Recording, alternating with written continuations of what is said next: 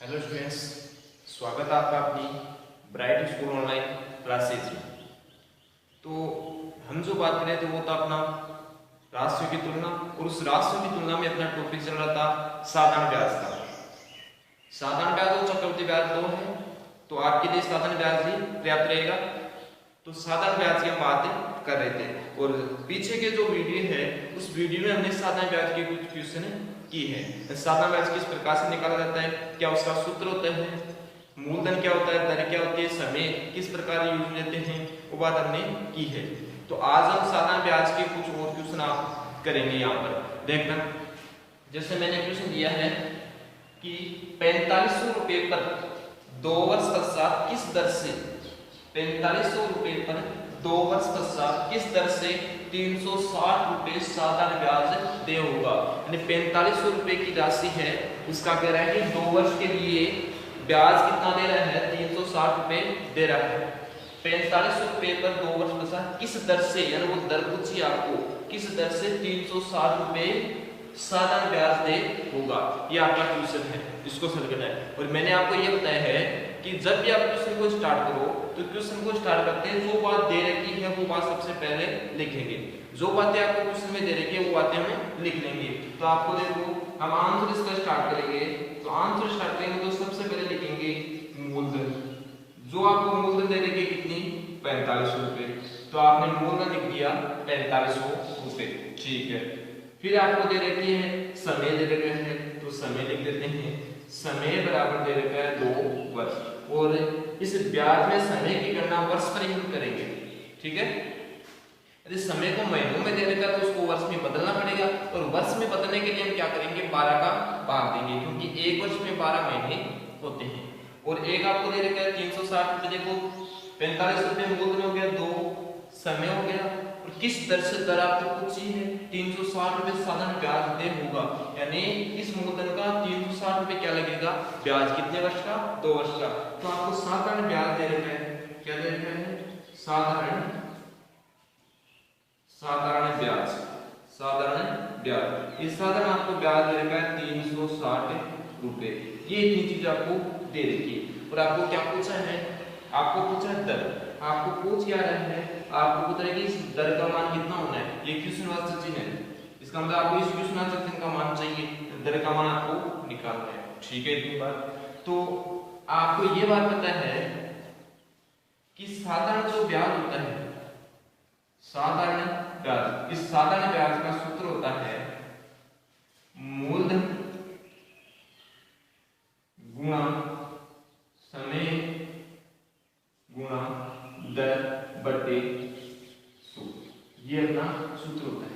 इस सूत्र में जो जो मान दे रहे हैं वो रख देंगे। 4 मान होते हैं, 1 2 3 4, 4 में से 3 आपको देगा, चौथा आपसे पूछेगा, तो 1 2 3 दे रहे, चौथा आपसे पूछ रहा है, जो पूछ रहा है वो आ जाएगा। तो साधारण ब्याज आपको दे रखा कितना, 360, तो जिस जहां पर जिसकी जगह उस पर मान रख देंगे।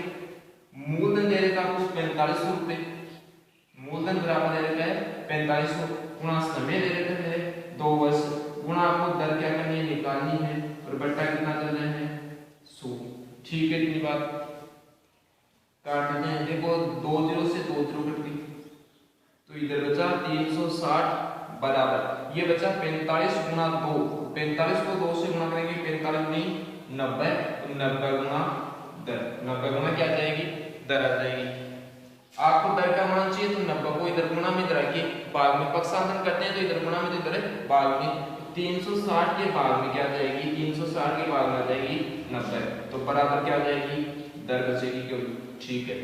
देखो 0 से 0, 9 चौके 36, तो क्या ही दर बराबर है 4, और दर हमेशा किसमें आती है, प्रतिशत में। तो इस दर का मान कितना आ गया, 4%, कितना आ गया, 4%। मैं याद लगा के लिख सकता हूं कि दर बराबर 4%, और यही मान आपसे क्या किया था, पूछा था कि 4500 रुपए का 2 वर्ष पश्चात किस दर से 360 रुपए साधारण ब्याज दे होगा। तो इसका 360 रुपया ब्याज देना पड़ेगा 2 वर्ष के लिए। तो वो दर क्या है, 2% है, 3 है, 8 है, वो दर आपको दर कितनी थी, 4% की वो दर थी, ठीक है। एक किया, एक ही और करते हैं, देखना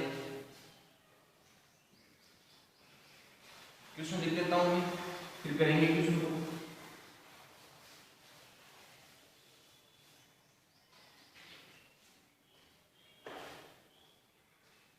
ये कह रहा है क्वेश्चन नंबर 2 करते हैं कि 10% की दर से 10% की दर से 10% की दर से 3 वर्ष पश्चात 10% की दर से 3 वर्ष पश्चात 450 रुपए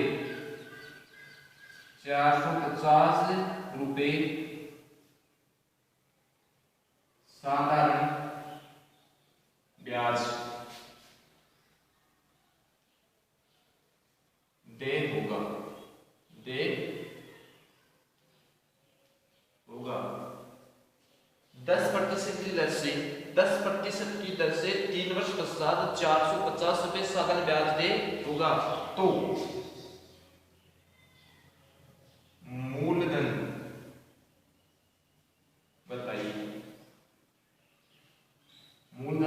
बताइए, क्या प्रश्न कह रहे हैं कि 10% की दर से 3 वर्ष पश्चात 450 रुपए साधारण ब्याज दे होगा, यानी इस दर से इतने वर्ष के लिए आपको 450 रुपए ब्याज देना होगा। अब किसका देना होगा, वो मूल राशि आपको नहीं बताई है, तो उस मूल राशि का मूलधन का मान आपको बताना है। क्या बताना है, मूलधन बताना है आपको कि कौन से धन का, इस मूलधन का इस दर से इतने वर्ष का ब्याज कितना लग रहा है 450, तो वो मूलधन कितना था 450, उसका ब्याज तो लग रहा है लेकिन मूलधन था कितना वो, तो वो आपको ज्ञात करना है। देखो वही बात है, सबसे पहले जो बात दे रखी है वो बात करते हैं। आपको दे रखी है दर, दे रखी है दर बराबर 10%, ये दे रखी है, ठीक है।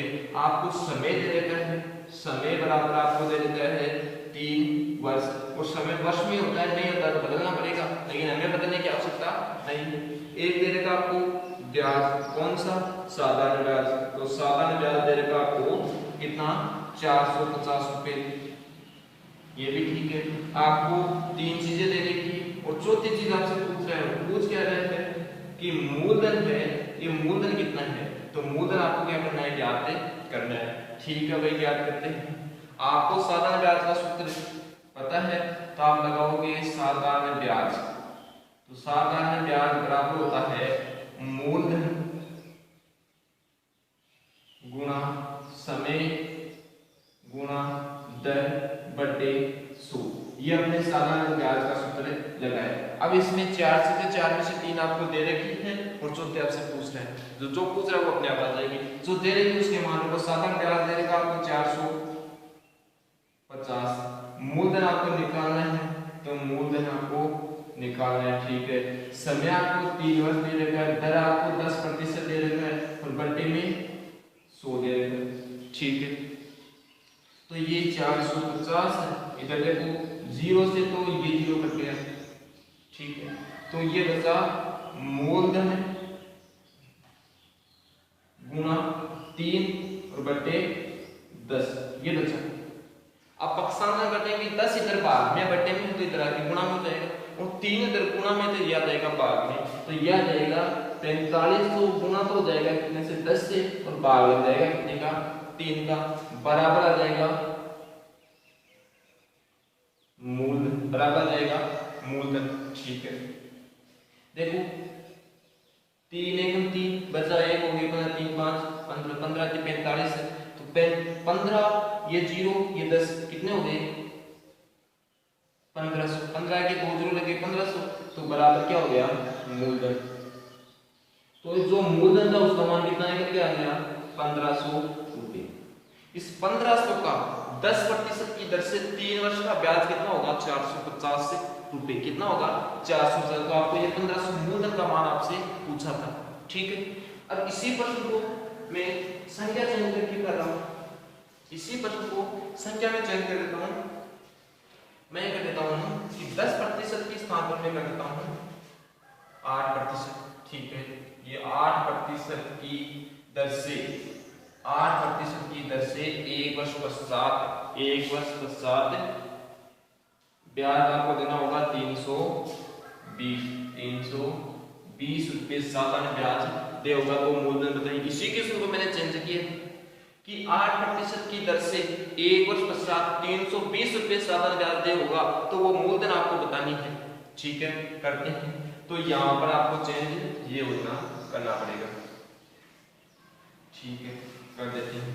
और ये मेरे पूरा मान यहाँ से आगे चेंज आपको जो मान बदलने हैं और काम होगा वो अपना चलेगा। देखें, आपको सालाना ब्याज भी दे रखा होगा, दर आपको दे रखी है 8%। मान बदल दिए मैंने, केवल प्रश्न वो का हुआ है।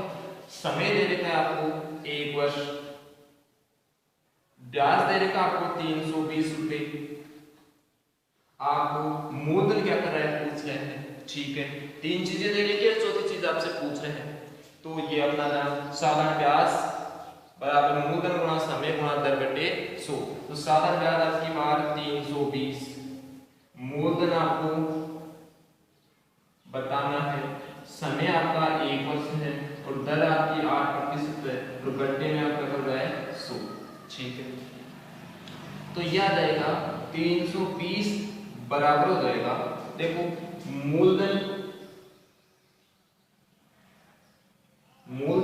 गुणा 8 को ऐसे किया 8 और बट्टे में कितना है 100। अब मैं यहां से क्या करूंगा, पक्षांतर करूंगा। तो पक्षांतर में क्या करूंगा, 100 भाग में, तो ये तो आ जाएगा गुणा में 8 गुणा में वो क्या आ जाएगा भाग में। तो देखो 320 के गुणा में तो आ जाएगा ये 100 और भाग में क्या आ जाएगा 8 और 2 बराबर क्या बचेगा मूलधन। यही बात है।